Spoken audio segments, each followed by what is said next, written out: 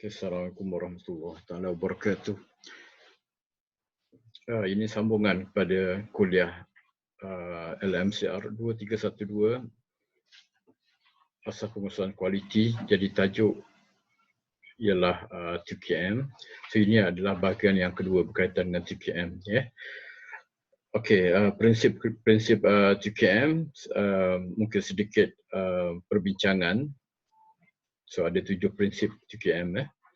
Yang pertama, pengurusan atasan. Yang kedua, perancangan strategi, mengutamakan pelanggan, latihan, pengiktirafan, semangat berpasukan, pengukuran prestasi dan juga kepastian kualiti. So kita akan pergi setiap satunya. So yang pertama sekali adalah sokongan pengurusan atasan. So kenapa pengurusan atasan tu penting? Sebab yang pertama tu kena dapat sokongan daripada diorang sebab mereka lah yang membuat keputusan. Sekiranya orang bawah je nak buat 2KM, orang atas tak nak, maka takkan jadi. Sebab apa? Sebab kalau kita lakukan aktiviti itu tidak diiktiraf oleh pihak atasan.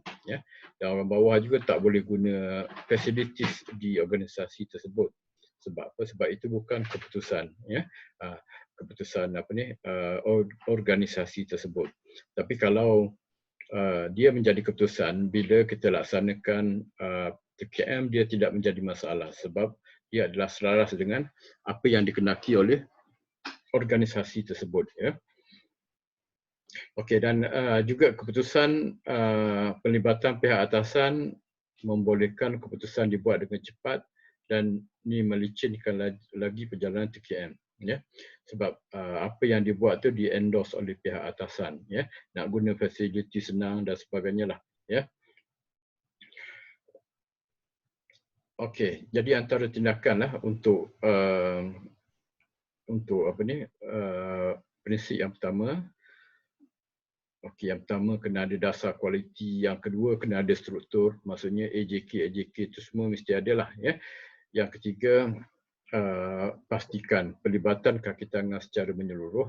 Yang keempat, pihak pengurusan juga perlu menyebarkan maklumat kualiti. So boleh masukkan dalam buletin ke, dalam email yang dihantar setiap minggu ke, pelbagai cara boleh digunakan.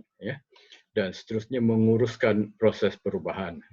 Jadi maksudnya apa jua perubahan tu kemungkinan ada mesyuarat khas, kemungkinan adalah mesyuarat yang utama dan dicatatkan apa rancangan yang nak dilakukan dan kemudian ada pemantauan, dia ada feedback dan sebagainya. So itu caranya.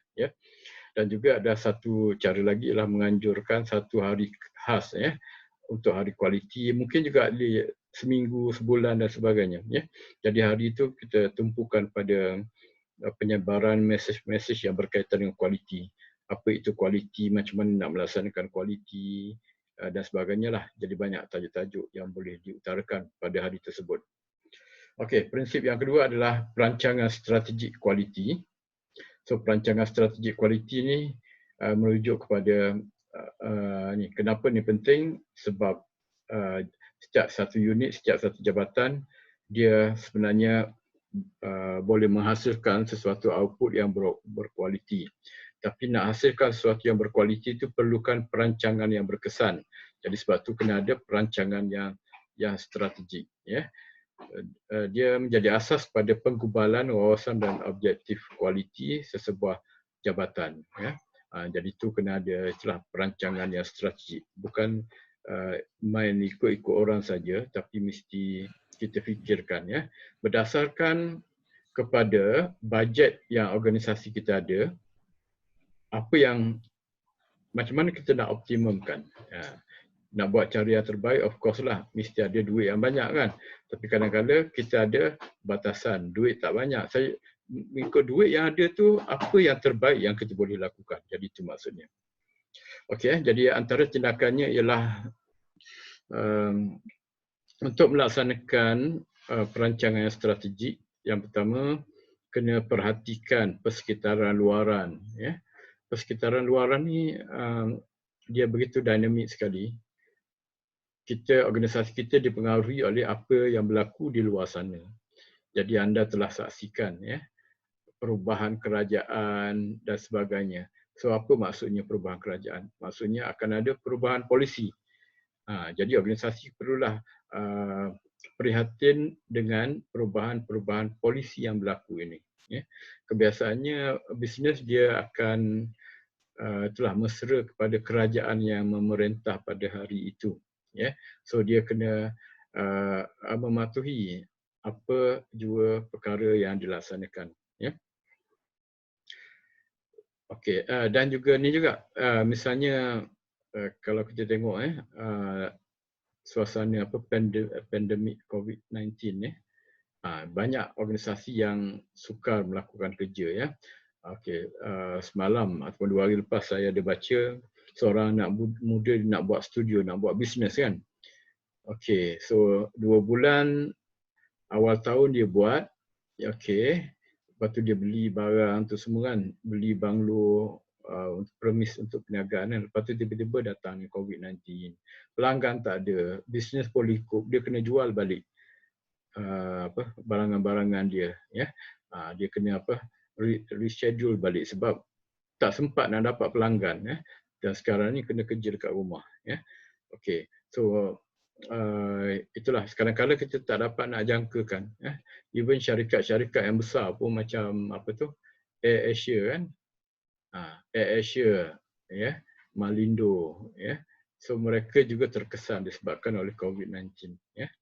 Okey, tapi macam Malindo tu dia itulah dia sangat terkesan, banyak penerbangan tak dapat dilaksanakan ya. So menyebabkan kerugian lah ya. AirAsia dapat maintain bayar gaji tu semua ya, dapat maintain lagi tapi juga ada kesannya sebenarnya ya. Tapi itulah kena cepat bangkitlah selepas ni. Sebab itulah kita tengok PM selalu bercakap tentang ni kan, merangsang ekonomi. So macam mana nak diberikan package rangsangan ekonomi. Sebab apa? Nak membantu ni lah syarikat-syarikat ni semua. Okey, so menganalisis persekitaran luaran itu satu kan. Bila berlaku keadaan di sekeliling kita sama ada dari segi ekonomi, dari segi politik, dari segi kesihatan dan sebagainya. Okey, yang keduanya menganalisis persekitaran dalaman. So dalam organisasi itu sendiri. Ya. So kemungkinan ada perubahan penstrukturan. Kemungkinan organisasi kita kalau kita swasta kan di downsize. Apa maksud downsize? Downsize ni bunyi dia sedap tapi maksudnya ialah dikecilkan jumlah pekerja. So apa maksudnya? Maksudnya ialah akan ada pekerja yang akan dibuang. Okey. Okey, mungkin juga berlaku merger. Merger ni maksudnya gabungan antara dua syarikat ya. Okey, mungkin juga ada reorientation of business focus. Maksudnya reorientasikan ke arah yang lain ya. Okey, so ada pelbagai caralah ya. Ataupun mungkin juga satu syarikat yang kerajaan lepas tu diswastakan. Macam TMB dulu kerajaan ya. Lembaga Literik Negara tahun 70-an dulu kan. Lepas tu 80-an diswastakan jadi Tenaga Nasional. Begitu juga dengan Telekom. Pejabat pos pun perkara yang sama. Okey, menggubal wawasan organisasi. So mesti ada satu vision yang tentulah untuk organisasi itu. So mesti digambarkan dan mesti itulah letak dalam website dan sebagainya. So ada wawasan yang tertentu. So macam negara kita dulu pernah ada ni kan wawasan 20-20 ya. 20-20 ni sebenarnya perfect eyesight. Pandangan mata yang sempurna itu adalah 20-20 ya. Okey, sekarang ni tahun ni lah tahun ni. Jadi sekarang ni kita kena buat wawasan yang baru lah sebab dah sampai dah 2020.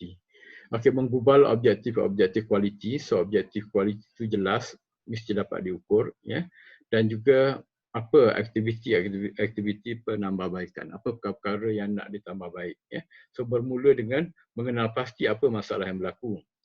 Okey, dan bila dah dapat masalah tu cuba selesaikan satu persatu ya. So cara yang terbaik menggunakan kumpulan-kumpulan kerja ni KIK atau KMK. Okey, sekarang kita pergi pada prinsip yang ketiga pula iaitu mengutamakan pelanggan ya. Mengutamakan pelanggan, kenapa prinsip ni penting? Okey, jadi kualiti itu maksudnya kualiti satu perkara ditentukan oleh pelanggan, bukannya ditentukan oleh orang yang bekerja dekat kilang itu sendiri. Ya, so pelanggan yang tentukan. Jadi organisasi perlu dapat feedback daripada pelanggan. Jadi sebab itulah kita pergi katakan restoran segera, lepas tu ada borang maklum balas supaya kita dapat memberikan maklum balas. So dalam banyak hal memang ada feedback. Dan anda semua nanti akan menilai saya bila habis kursus ni, sebelum masuk semester depan, so ada setiap pensyarah anda kena nilai. Jadi maksudnya bukan setakat pensyarah menilai pelajar, tapi pelajar juga menilai. So yang tu menilai, siapa yang tak menilai tak boleh daftar exam kan. Okay. So melalui hasil penilaian ni lah, kalau macam pensyarah, katakan ada pensyarah yang dinilai rendah oleh pelajar, so nanti pensyarah tu sebenarnya akan dipanggil oleh dekan, akan dipanggil oleh dekan, jadi kenapa perkara berlaku. Okey, dan kalau markah yang tinggi diberikan oleh pelajar, jadi mungkin kena panggil juga, kena panggil apa? Nak suruh share apa cara pengajaran yang dilakukan yang menyebabkan pelajar tertarik.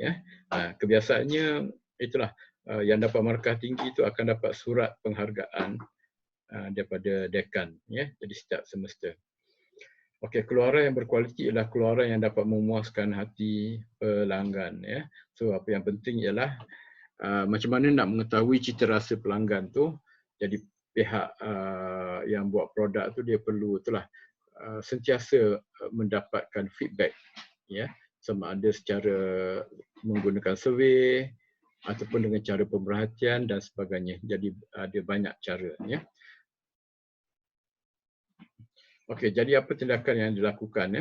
So kenal pasti pelanggan tu siapa. Sebab apa? Sebab bila kita nak buat iklan, kita mesti fokus pada pelanggan tu. Kalau iklan tu barang kesihatan, orang tua. So jangan pula guna bahasa kanak-kanak, kena guna bahasa laras, bahasa yang selalu digunakan oleh orang tua dalam marketing, dalam iklanan. Okey, kenal pasti kehendak pelanggan. Jadi trend pelanggan apa sekarang? Jadi kita tengok kan, biasanya kalau anak-anak muda, remaja, terutamanya wanita, dia banyak fokus pada Korea, K-pop dan sebagainya. Jadi maksudnya dalam buat iklan tu biasanya mereka akan ada orientasikan Korea, guna hire pelakon daripada Korea dan sebagainya. Ya kalau dulu Bollywood kan, tapi sekarang sudah K-pop. Okey, kalau pelanggan tu katakan kanak-kanak, so akan digunakan adiwira yang menjadi kegemaran semasa. Kalau dulu Ultraman, tapi sekarang ni apa so akan digunakan adiwira tersebut supaya dapat menarik perhatian pelanggan yang terdiri daripada kanak-kanak. So terjemahkan kehendak pelanggan menjadi standard quality output. So pelanggan nak yang macam mana?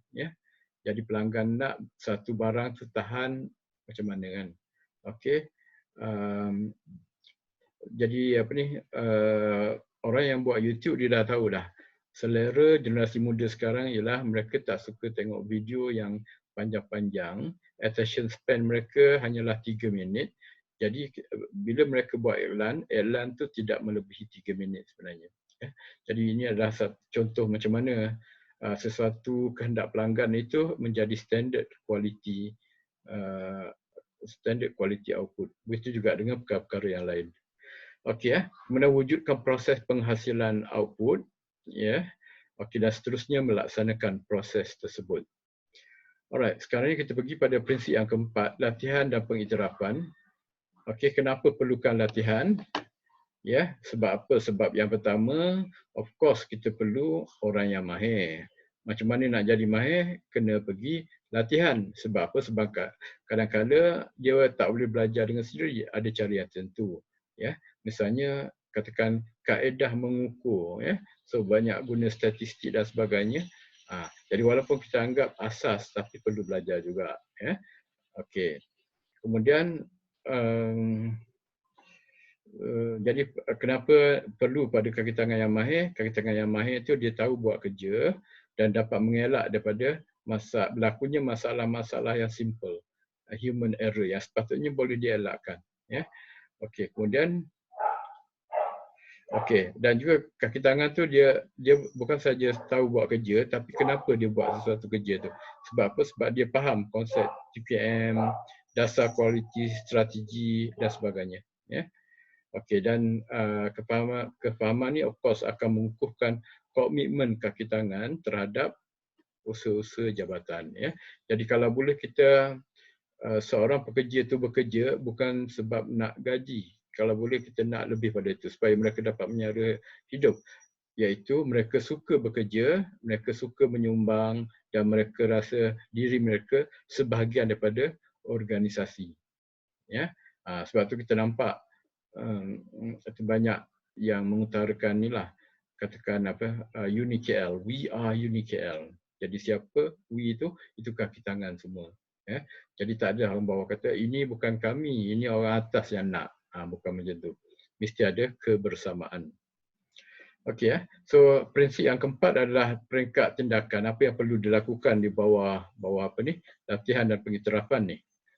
Okey, so yang pertama mesti ada plan untuk buat latihan apa yang perlu, kena lantik siapa yang bertanggungjawab, objektif kena ada, lepas tu AJK kena ada struktur, lepas tu kena identify keperluan latihan, lepas tu kena sediakan bahan latihan, lantik penceramah, lepas tu mesti ada monitoring system dan sebagainya.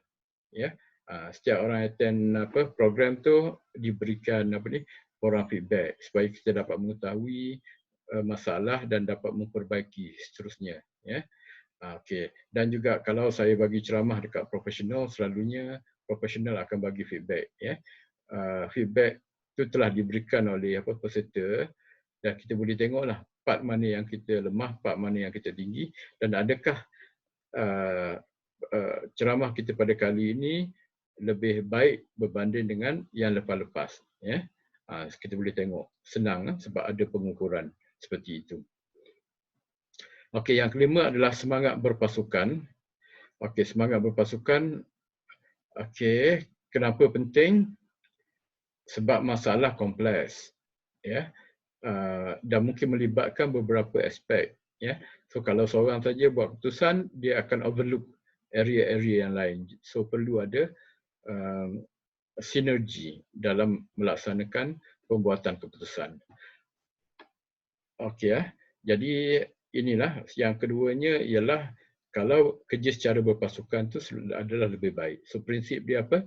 Prinsipnya ialah 1 tambah 1 equals 3. 1 tambah 1 jadi 3. Mathematically jadi 2 kan? Jadi 3. Maksudnya apa? Maksudnya kalau kita laksanakan secara berpasukan, hasilnya melebihi daripada jumlah ahli yang bekerja bersama, yang bekerja secara individu bersendirian. Ya, okey. So itu namanya sinergi. So tindakan untuk berpasukan, okey mesti ada kempen, kesedaran, latihan, ada AJK, lepas tu bagi power untuk buat keputusan kepada KIK, lepas tu iktiraf mereka. Jadi itu antaranya. Okey, so yang keenam, ukur prestasi. Mengukur prestasi ni, kadang-kadang kita tak puas hati kalau tanya macam mana awak buat, saya buat dengan lebih baik, saya buat dengan baik sekali. Itu tak jelas. So mestilah boleh diukur. So macam mana nak ukur dia? Ya. So tujuan pengukuran maklumat. Yang pertama nak nilai prestasi.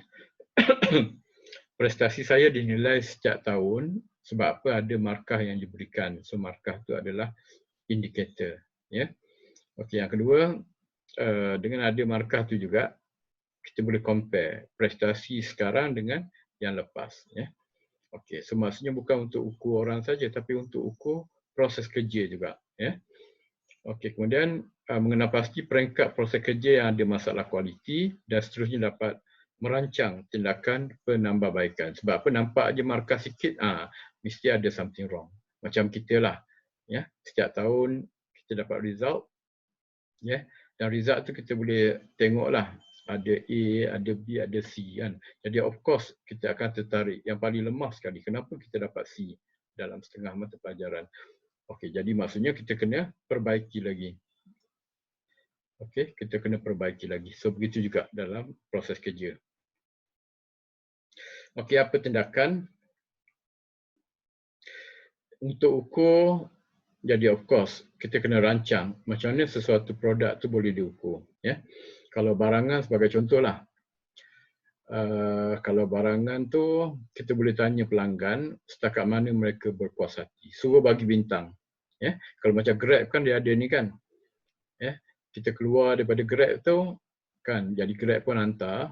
Okey, so apa puas hati, kalau nampak baik tu semua bagi 5 kan. Kalau nampak mungkin okey tapi tak adalah tu sangat kan, so 4 kan. So nampak dia apa agak kasar tu semua mungkin bagi 1 ataupun 2 saja, ya. So tu contoh, ya. Okey, menentukan matlamat standard kualiti yang dikendaki, wujudkan mekanisme pengumpulan data. Nak kumpul data menurut siapa? Kalau yang Grab tadi sebab dah ada sistem secara web, ya, so kita hantar je dia akan sampai pada ni central, boleh tu kan. Kalau kita hantar feedback menggunakan Google Form macam tu juga, ya. Okey, jadi orang yang isi borang tu dia submit, bila submit tu dia akan dihantar dalam Google Sheet. So Google Sheet tu semua responses dikumpul dan Google buat terus dapat graph dan kita boleh compare, ya. Okey, saya selalu buat ni bila student bentang dan lepas tu kita minta undian, undian. So kita tengoklah menerusi carta turus tu kumpulan mana yang menang, yang terbaik, ya. So dengan cara yang mudah kita dapat mengukur prestasi, ya. Kemudian menyediakan saluran maklum balas. Okey, kita nakkan maklum balas. Lagi sekali contoh yang Grab tu. Kalau kita tak puas hati je, kita boleh je beritahu kan. Jadi pemandu Grab tu akan dapat markah yang rendah kan. So bagus juga cara ni sebab apa? Sebab dengan cara pemberian bintang tu mereka akan itulah buat baik, ya. Mereka akan cuba itulah menjadi lebih mesra pelanggan. Okey, jadi saluran maklum balas ni kita boleh fikir sendirilah. Kalau macam UKM kita ada sistem dalam web, ya. Yang kita boleh bagi apa maklum balas, ya. Ataupun juga mungkin cara-cara yang lain, ya. Selalunya kita nampak dekat kolej-kolej tu ada kotak kan, kotak cadangan dan juga aduan. So kita boleh tulis dan masukkan saja, ya. Tapi kadang-kadang kita malas menulis, ya.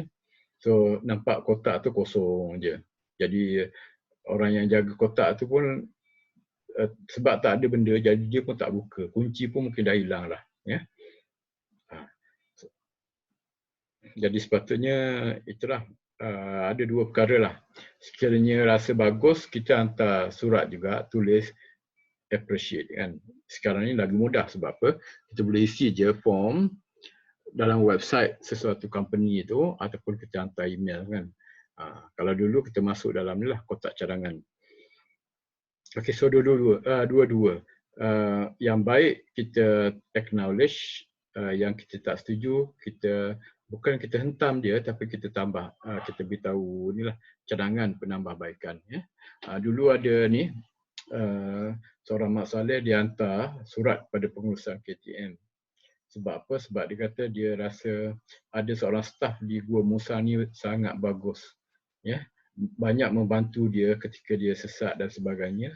So dia cadangkan pula pada KTM tu supaya memberikan penghargaan pada staf KTM tu, ya. So ini adalah satu contoh macam mana